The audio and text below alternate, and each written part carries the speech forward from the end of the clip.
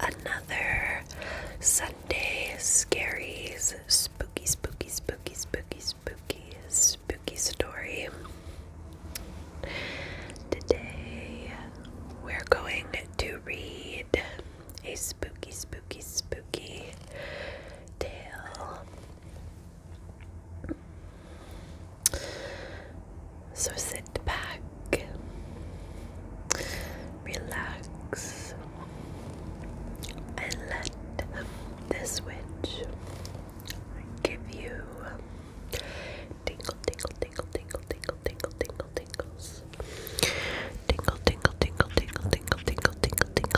Tingles.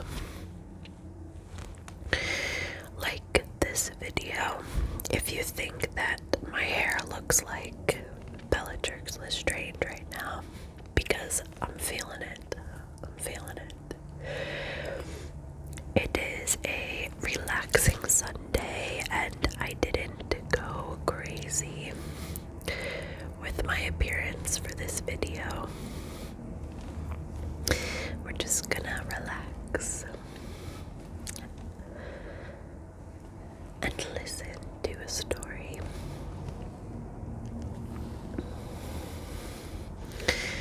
I look very sleepy today, but I'm also by a window that's like kind of bright right now, so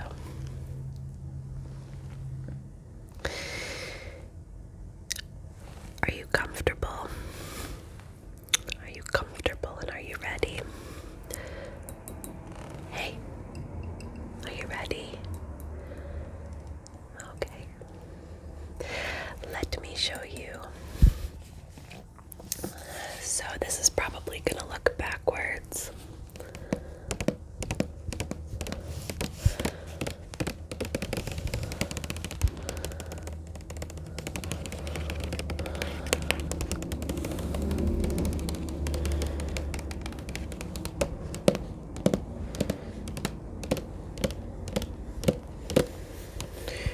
Today we are going to read our story from this compiled great horror stories that I got a few days ago at Barnes & Noble for like nothing. Highway robbery. This is a really cool collection. If your local Barnes & Noble has it still for clearance, go get it. It's really cool. I've been reading from it a lot this past week.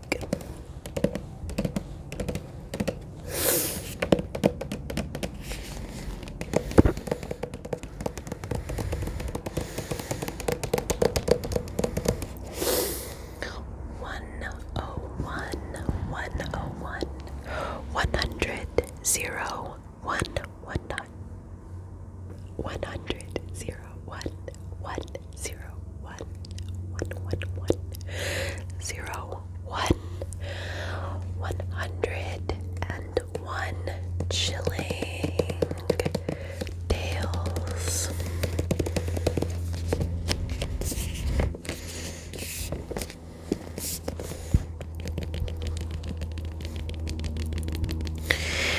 I love tapping on books personally, so hopefully this is relaxing you. Hopefully this is relaxing you.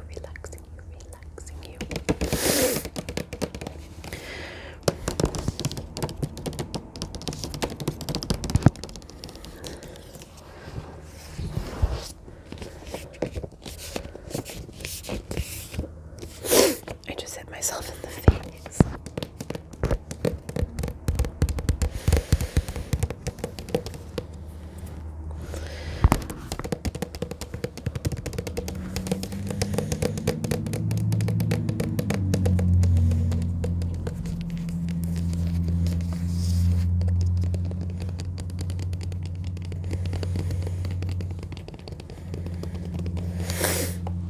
Okay. I'm just gonna remove the sleeve.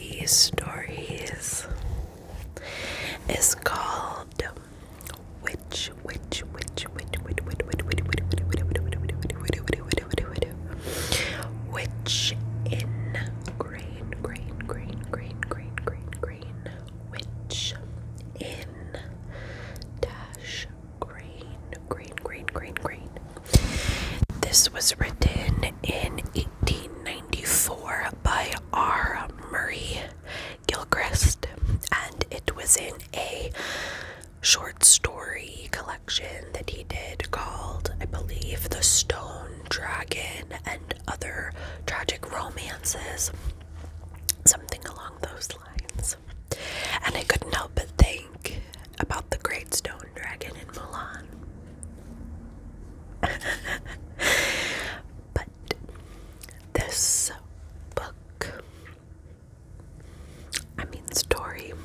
story, it is about two young lovers and the witch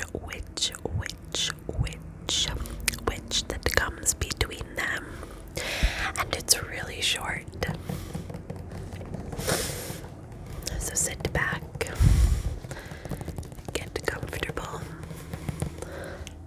As always, my nose is itching so bad.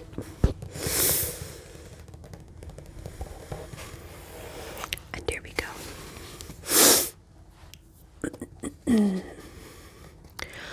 Witch in Grain by R. Murray Gilchrist. Of late, Michael had been much engrossed in the reading of the black letter books that philosopher Bale brought from France. As you know, I am no Latinist, though one while she was earnest in her desire to instruct me, but the open air had ever greater charms for me than had the dry precincts of a library.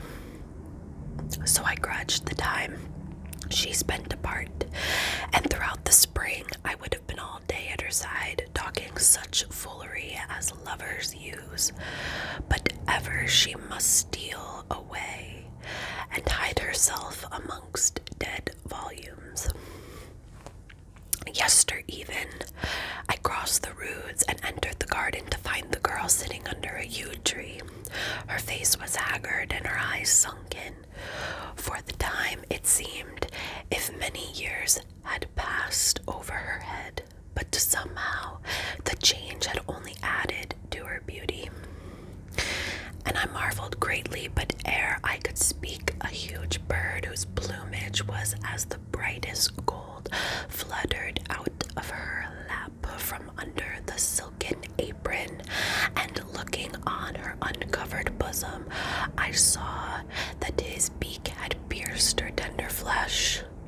I cried aloud and would have caught the thing, but it rose slowly, laughing like a man, and beating upwards, passed out of sight. Then Michael drew long breaths, and her youth came back in some measure, but she frowned and said, "What is it, sweetheart?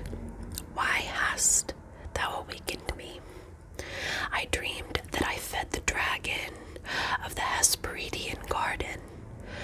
Meanwhile, her gaze set on the place whither the bird had flown. "Thou hast chosen a filthy mammoth," I said. "Tell me, how came it hither?" She rose without reply and kissed her hands to the gaudy wings which were nearing through the trees. Then lifting up a great tome that had lain at her feet, she turned towards the house, but ere she had reached the end of the maze, she stopped and smiled with strange subtlety. "How comest thou hither?" she cried, "even when the dragon slept, and the fruit hung naked to my touch, the gates fell to." Perplexed and sore adread, I followed to the hall and found in the herb garden the men struggling with an ancient woman, a foul crone, brown and puckered as a rotten custard. At sight of Michael, she thrust out her hands, crying, "Save me, mistress." The girl cowered and ran up to the baron and indoors, but for me, I questioned Simon, who stood well out of reach of the wretch's nails, as to the wherefore of this hurly-burly. His underlings bound to the Runyon with cords and held her to the closet closet in the banqueting gallery. Then, her bell-ring being stilled, Simon entreated me to compel Michael to prick her arm. Prick, prick, prick, prick, prick her arm. So I went down to the library and found my sweetheart sitting by the window, tranced with seeing that goblin fowl go tumbling to the lawn. My heart was full of terror and anguish. Dearest Michael, I prayed, for the sake of our passion, let me command. Here is a knife. I took a knife from Sir Roger's stand of arms. Come with me now, and I will tell you all. Her gaze still shut her heart upon the popinjay, and when I took her hand and drew her from the room, she strove hard to escape. In the gallery, I pressed her fingers round the half, and knowing that the witch was bound, flung open the door so that they faced each other. But Mother Benmusk's eyes glared like fire, so that Michael was withered up and sank swooning into my arms. And a chuckle of disdain leaped from the hag's ragged lips. Simon and the others came hurrying, and when Michael found her life, we begged her to cut into one of those knotted arms. Yet she would none of it, but turned her face and sighed. No, no, she would not. And as we strove to prevail with her, word came with one of the bishop's horses had cast a shoe in the village, and that his lordship craved the hospitality of Ford until the smith had mended the mishap. Night at the heels of his message came into the divine, and having heard and pondered our tale, he would fain speak with her. I took her to the withdrawing room, where at the sight of him she burst into such a loud fit of laughter that the old man rose in fear and went away. Surely it is an obsession, he cried. Naught can be done until the witch takes back her spells. So I bade the servants carry Benmusk to the mere, and cast her in the muddy part thereof, where her head would lie above the water. That was 15 hours ago, but methinks I still hear her screams clanging through the stagnant air. Never was a hag so fierce and full of strength. All along the garden I saw a track of uprooted flowers. Amongst the sedges the turmoil grew and grew till every heron fled. They threw her in, and the whole mere seethed as if the floor of it were hell. For full an hour she cursed us fearsomely. Then, finding that every time she neared the land the men thrust her back again, her spirit waxed abject, and she fell to whimpering. 2 hours before 12, she cried that she would tell all she knew. So we landed her, and she was loosened of her bonds, and she mumbled in my ear, I swear by Satan that I am innocent of this harm. I have none but paltry secrets. Go at midnight to the lows and watch Baldus' tomb. There thou shalt find all. The beldam tottered away, her bemirred petticoats clapping her legs, and I bade let her rest in peace until I had certainly proved her guilt. With this, I returned to the house, but finding that Michael had retired for the night, I sat by the fire waiting for the time to pass. A clock struck the half before 11, and I sat out for King Baldus' grave, whither, had not such a great matter been at stake, I dare not have ventured after dark. I stole from the garden and through the first coops. The moon lay against against a brazen curtain like snail-like clouds were crawling underneath, and horns of them pricked her face. As I neared the land to the waist, a most unholy dawn broke behind the fringe of pines, looping the boles with strings of gray golden light. Surely a figure had moved there. I ran, a curious motley and a noisy swarmed forth at me. Another moment, and I was in the midst of a host of weasels and hares and such like creatures, all flying from the precincts of the doom. I quaked with dread, and the hair of my flesh stood upright, but I thrust on and parted the thorn boughs and looked up at the mound. On the summit thereof sat Michael, triumphing, invested with flames, and the shape approached me and wrapped her in his blackness. Blackness, blackness, blackness, blackness, blackness.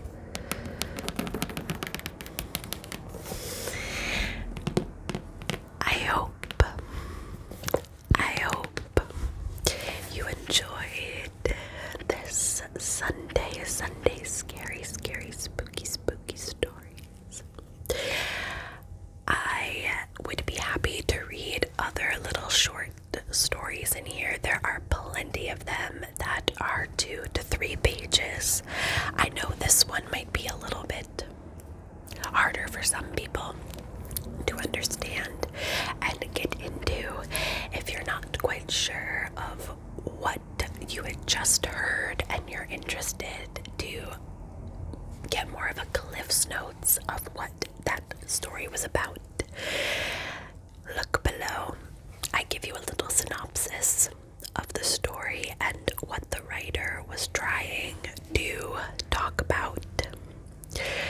I found that the language was just so beautiful and tingly, and I had to read it to you guys. And of course the fact that it's about witchcraft and the Salem witch trials and, just witchy, spooky, lady, dark lady made sense.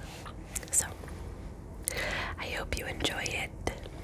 Thank you so much, you guys, for all the love and praise and support. The channel has been getting a lot of traffic, and I'm really excited, and I appreciate you. And please reach out to me with any suggestions, and don't forget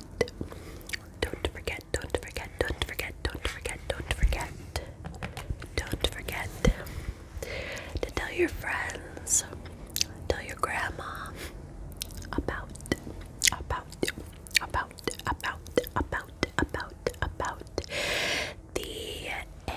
ASMR witch.